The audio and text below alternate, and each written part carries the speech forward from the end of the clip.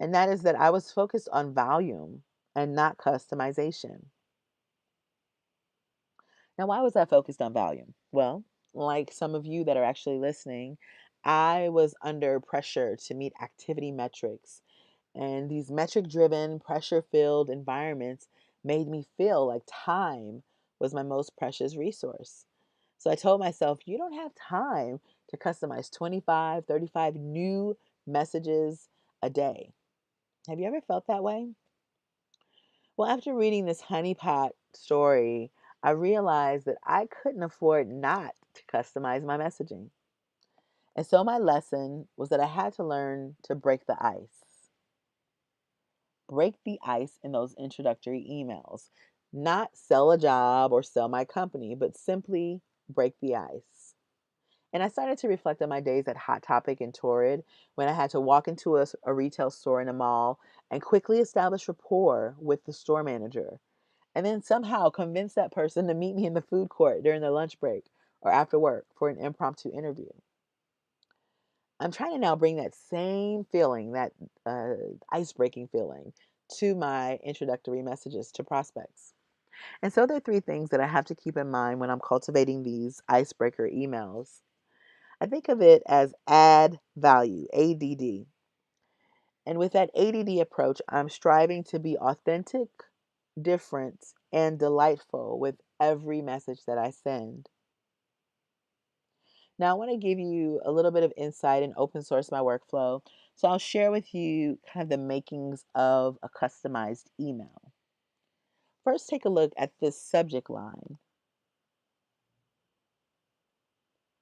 Okay, so there's the subject line for a message that I customize.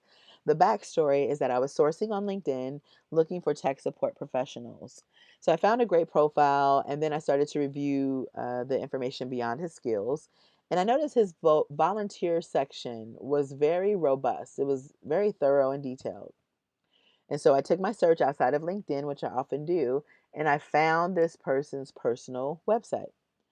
Now, on his website, he referenced this Monday night volunteer program that actually wasn't even listed on LinkedIn, but he was basically tutoring people in his local community in Chicago. Now, fate would have it that this was 7:30 p.m. on a Monday night that I was sourcing, and he referenced this Monday night tutoring program on his website. So I got really excited, and I wanted to craft a message right away. So the intro of this message said, hi, candidate. I wanted to just say kudos to you for the work you're doing in your local community. And then there was a very brief body of the message, and the closing of my email was an ask. And I basically asked for 10 to 15 minutes next week to listen to your vision for your career. I just want to know where you envision your career going in the next couple of years. That was it. Now let's compare that against this ADD scale. Is it authentic? Yes, I am passionate about volunteerism. And he and I actually shared an organization that we'd both volunteered at, Big Brothers Big Sisters. So I was genuinely excited to kind of start this conversation around the volunteerism piece. So, yes, it is authentically me. Is this message different? Well, based on the honeypot story, 20% of all the emails that are sent from recruiters or that were sent from recruiters to this fake profile, the Pete London profile, they started with the exact same line. Any idea what that line may be? It's the I was impressed with your profile line that 20% of those messages started with. This is from different recruiters, different companies, all using that same line. So you can imagine how that makes a candidate feel. So, yes, I think that this message was sufficiently different because I didn't focus on his skill set like another recruiter might have, I actually focused on his volunteerism. So great. It meets that box for being different. Now, last criteria, is it delightful? Now, by delightful, I mean that I intend to wow the reader. I hope I didn't scare you with that wow. So I like to envision the recipient's response as I'm crafting the message. And I really want to bring a smile to their face or some kind of wow moment when they see the message.